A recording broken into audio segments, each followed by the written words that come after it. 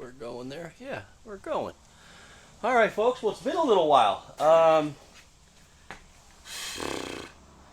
Changed jobs, so that took some time, and it's taken my focus away from the bee. Um, um, so I don't know. I just haven't done much. I was in here. I got some Clecos. I think the last video I did, I've done a little bit of work on it, but not much. Just trying to get to speed and learn a new process. So I think I've got a handle on that, or at least getting my head wrapped around it. So definitely not as demanding as my last position or my last place. Same position, just different place. So hopefully that'll allow a couple more hours here. Matter of fact, I'm here 2 hours earlier than I've ever been here. So that's a great, if that's a sign of things to come, I'm very excited about that. Well, time will tell, obviously. So anyways, got a call 2 weeks ago. Someone sent me a link, Craigslist link, and said, hey, what do you think? And I kind of looked it over and said, man, that's an odd one. Never seen it before. And it came down to, it was one of those crazy ads that I never reply to, make offer. Give me a ballpark, shoot me somewhere. So talked to this guy, neighbor of mine. He's been hanging out here a little bit, and he's a pretty talented guy. Definitely would like to build an airplane. So we talked and kind of came up with an offer that we thought would be reasonable.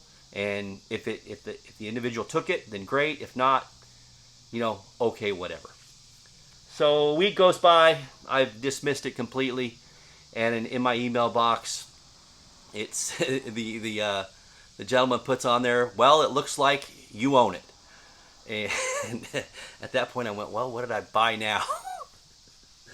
So accepted our offer, which was fantastic. Got with my buddy and said, all right, we own an airplane, so we're going to go 50-50 on this airplane. And headed out last Saturday early. It was about 3 hours away. Got to the gentleman's farm about 7 o'clock. Took us about an hour to load up. A couple quick conversations. A like-minded individual, airplane guy, has a couple of different sets of plans. Just life has got out in front of him and he doesn't have the time. Totally understand. I've been there. This is going to be my 4th or 5th kit, and I haven't finished one yet. So I understand, and we made a deal, and we left there paying less than what we had agreed to pay. So that went really well. So we're both very happy with what we're into the aircraft for, the kit, and super, super excited about it. Brought it home. Crazy part is the kit was originally sold in '82. So when it's gone through, I'll be the 3rd set of hands. You don't expect for everything to be there. You just know that there's going to be pieces missing and there's going to be damages, which there are. There's some damages and there are some small things missing. But what we did get was 99.9% of everything. 2 motors, complete motors.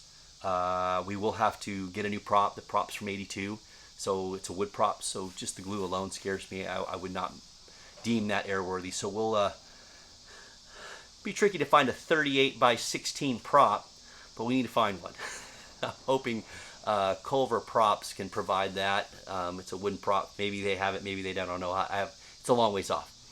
So anyways, basically did the entire inventory. The gauges that it came with the company logo inside of them, they're immaculate. They've never been installed. All of the composite pieces are there. The injected mold pieces are there. The work that was done is good work. We have taken it down as far as we need to inspect and confirm each step. So that's what we're going through right now, is just going through and saying, okay, step 1 complete, done, and it's right. So we snapped some lines, laid it out, measured it out, things straight, it's level. Really happy about all that. The back turtle deck's not on, and that sheet was put on, and it is less than perfect. So we're gonna have to spend some time polishing that, and I don't think it'll ever be perfect again. So I don't know if we can find another sheet, maybe. I don't know if it's gonna be even worth the cost at this point. Finding materials post-COVID right now is really tough and expensive, especially for sheet aluminum. Came with a 5-foot tall roll. I haven't even rolled it all the way out yet, of aluminum, which was what came with the kit, which is crazy. So Other than that, I'll show you a couple of the parts here that I've already started to deal with. The control cables or the control linkage, very small, but it has surface rust on it. Just taking it down. The Heim joints are, this one's free, but the mixer Heim joint was locked up solid. Brought that home, did a resurface on it, cleaned it up, polished it up. It's not perfect. This won't be a show plane by any mean. Heim joints are free, lubed, happy with that outcome. So those linkages will look like this here very soon. And then this was the mixer in the tail, and it was covered in surface rust. So buffed this back down to raw metal, primed it with the appropriate primer, put 2 light coats of white paint on it, and I will get this installed sometime in the next week or so. And that'll be, we're going to go from back to front, working to the firewall, just doing this, cleaning it, polishing it, and getting it to where it's to standard again and where we're comfortable and, you know, everything's moving freely and ready to go for a fresh install. So is this perfect? Is it powder coated? No, but this will be, I believe, good enough to move forward, and I'm happy that it swings freely now and no rust. So we're good to go there. I'll do those pieces. So just for size comparison here, this is the B. That's the B, and it's also the Y-tail version, so the YX. This is also a Y-tail. So from the research that I've done, this is a Moni. It's a motor glider. I don't know for sure. I haven't read enough yet, and I will in time. But I believe this is one of John Moni's first designs. So I don't know if this came before the racer or after. Timeline, whatever. Anyways, work looks good, and I'm glad that the surfaces he didn't complete them. So I did have the opportunity to inspect them and go through them. They're filthy, so they definitely need to be cleaned up. Haven't decided to paint or polish yet, but I will definitely get them back up, and then basically I'm ready to close this. It's been dimpled, deburred. It's got the anti-corrosion paint on the tail surfaces. I'm not doing that on the B. I don't know that I will do that on any more of the components of this aircraft. That'll be up to my partner and I whether we want to explore that or not. If he does, then I'm okay with it. It's such a small aircraft. It is a single seat aircraft, so pretty excited to have a little project here. We got serial number 00123, early version mono wheel, which we will convert to a tandem standard tail dragger setup. Just both of us will be low time pilots, so the complexity of a mono wheel and taxiing, just something that I don't want to deal with, and I don't think he does either. So I think we've agreed to convert that. Also, this was an early version that the wings were bonded. So basically, you epoxied the sheets of aluminum to the ribs, and that became an issue. And again, it's so long ago. It's 1982, so 82 to I think 90 would have been that heyday, and there wasn't the internet, so research is not as easy or as nice as it was. There's stuff out there, but it's very minimal. There's a group out there. I've asked to be in that group, but I haven't seen anything out of that yet. So, but anyways, long story short, some of those delamped. So the fix was to rivet them. So 2 things I have to figure out is figure out the riveting process, the spacing for that, and how to do the other set of gear. The mono gear is actually already built into the fuse. That's that far along. So how much of that has to come out, how much that has to be rebuilt, we don't know yet.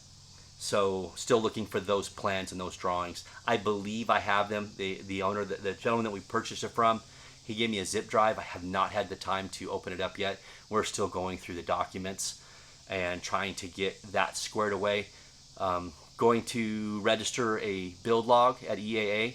It's already started, but all the old paperwork I'm going to try to scan and because it's starting to fade away, the signatures and the dates and the original purchase price of the kit, the delivery date, the original owner or purchaser of it. So I would like to get that scanned and get that uploaded so that history isn't lost on this particular serial number. Other than that, pretty excited to have this project, another project. The gentleman I'm doing with is a great guy, super talented. His dad was an aircraft mechanic for years here in Texas, so he has a tremendous skill set. So it's nice to have, as much as I enjoy working alone without anybody here and just using this time to, you know, let my mind go and focus on something other than work and life. He's a low-key guy, and it's nice to be able to bounce ideas off someone. And you know, like loading the trailer was fantastic. I'm obviously, you know, a bullshitter. I talk a ton, and while I was dealing with the previous owner, and we had agreed to purchase the craft, in the 10 or 15 minutes that took me to do the paperwork and agree to the terms, he had 90% of this airplane loaded and loaded correctly. So that was really nice to have someone that understands how delicate these things are and how much value there is to them, to us. You know, trust me, there's no real value here as far as even I think looking around, the most expensive, beautiful Moni that I've seen for sale, and that was years and years ago, was like $7,000. So, you know, in the grand scheme of things, not a lot here. So that's kind of where I'm at right now. I'm sweating like crazy. It's 100 degrees in Texas and about 87% humidity today. So large person, and I'm sweating profusely. But I needed to catch everybody up, you know, the 10 of you that watch this. So because I have been MIA for a while. So happy to be at my new place. Seems to be a solid team and a very reputable company. Massive, you know, worldwide company. So that's something that I prefer to be at. So far so good. And like I said, I'm here at least 2 hours earlier than I've ever been able to be here before. So that's really awesome. All right, I'm going to wrap this one up here. And I don't know what type of updates I'm going to do on this one, because we're not storing the airplane here. We're storing it at his shop. So basically I'm taking components here because I have more things here. I have more tools here and more things that I can do these type of projects with. But at some point we'll do a walk around of what's there, the fuse. This Saturday, I believe we are going to build the workbench to build the wing. And another odd thing I've got to figure out is the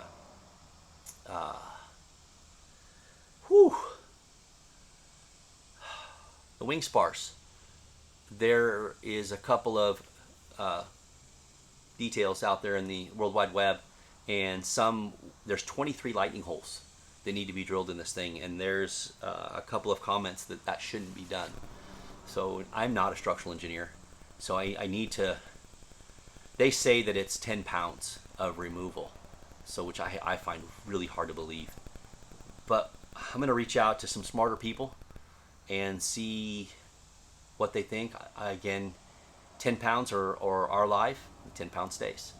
Can I reduce the size of the holes? I don't know. But that's another thing that's out there looming. I will probably, if this work scenario stays, I'll be working on those wing spars probably middle part of next month to start building that. But anyways, we're going to build the bench for that, 150 inches by 2 foot long, or 2 foot wide by 150. Massive workspace for the wing. So none of the wing is even started. So, but everything's there. The ribs they look perfect. The spars, other than the work that needs to be done and dictated through the plans and the drawings, they're perfect. They're not perfect, but they're not twisted. They're not smashed. You know, since 1982, and no damage. Ailerons, the sheeting for the ailerons smoked. About 30 inches in, they got crushed. So that will be a minor challenge. We may Mike Padium and do them out of carbon, or maybe I can find a sheet metal guy out here to make those complex bends. Really not that complex. But again, a lot of time to figure that out. So, all right, I think that's enough rambling for me. I need to get the fans turned back on and cool off a minute. But thanks for watching, and thanks for being patient with me. So I don't know where the B is going to be. Maybe on hold a little bit. I used up quite a bit of my savings while I was changing jobs, and we'll see. We'll see. Still have the Lancer to sell, and we'll see. Maybe I'll list that today. A little emotionally attached to that one. I've been saying I'm going to list that for a while, but all right. I'll talk to you guys later.